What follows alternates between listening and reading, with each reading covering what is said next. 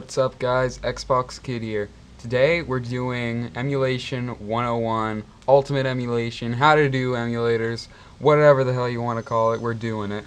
Okay, so links are all provided in the description for everything you need. Okay, so first we want to start with getting the actual emulator. Well, I like to use Project 64 as a demonstration, as it's probably one of the easiest and cooler emulators out there.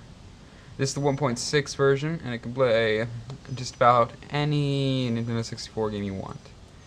And you can find any other emulator you want here as well. So you download your emulator.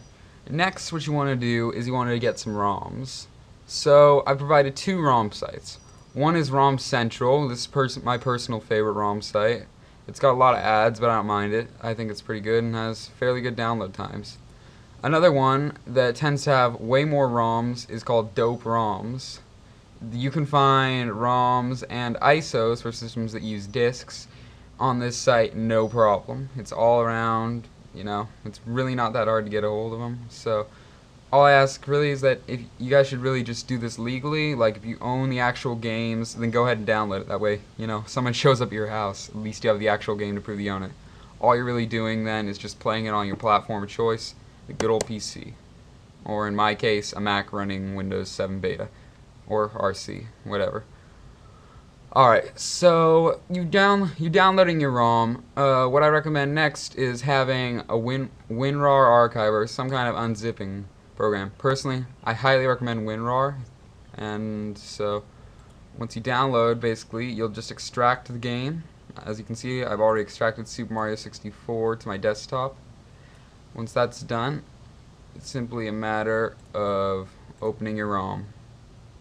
So we're going to go to desktop here. I've already configured my emulator. You can configure it however you want. And we're starting up Super Mario 64. I'm sure plenty of you know this game. If you notice, it looks way better. Things are going a little slow, but I think that's just the capture software. And I forgot to configure the A button. Please excuse me a quick second. This will give me a quick second to show you exactly what I do. Just hit space there. And you can configure whatever buttons you want for your controller here.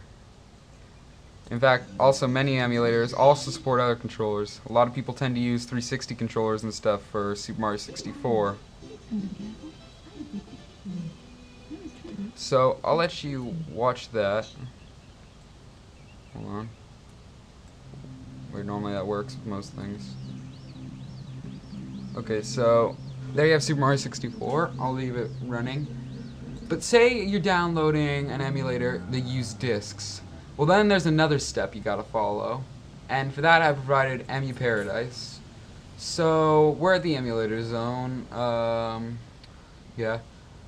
There are plenty of emulators here. I'm personally providing my own personal version of Null, which I believe is the best Dreamcast emulator. It even has an HDR plugin in there. So I think you'll all enjoy that one. I've fixed it up since the last time I uploaded it a bit. So, yeah. So what you're going to want to do is go to this link, and you can find BIOS for just about any system that's ever had them. Dreamcast here. Then it's really not too much harder than Project 64. It's about the same thing. And that's about it for emulation. Everything else, it pretty much applies in the exact same way. Download the emulator, start and open up the game, and it's all yours. That's pretty much it to emulation. It's really simple to do, and it's a great way to relive those old classics that you've enjoyed playing. This Xbox Kid 91505. I would be signing out right now, but I'll let you guys watch a bit of emulated Super Mario 64.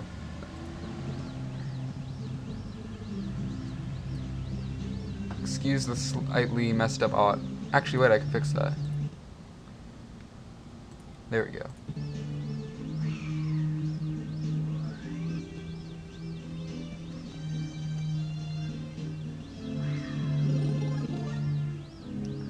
So, here's Super Mario 64.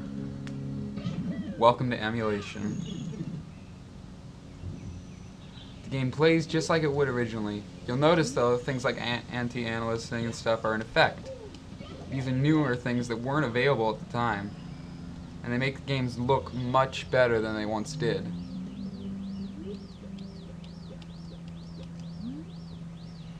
Everything just looks cleaner in Super Mario 64 right now. These are the full games. Some games are bigger than others. Nintendo 64 games usually won't. The most I've ever seen one be at is about 60 megabytes. So, and that's about as high as Nintendo 64 games go, or any game on a cartridge. That's the highest you'll find. On disc games, for things like PlayStation, you'll get 400 megabytes, stuff like that. For Dreamcast, you usually get close to a gigabyte. PlayStation 2, 6 gigs, you know. That's about it.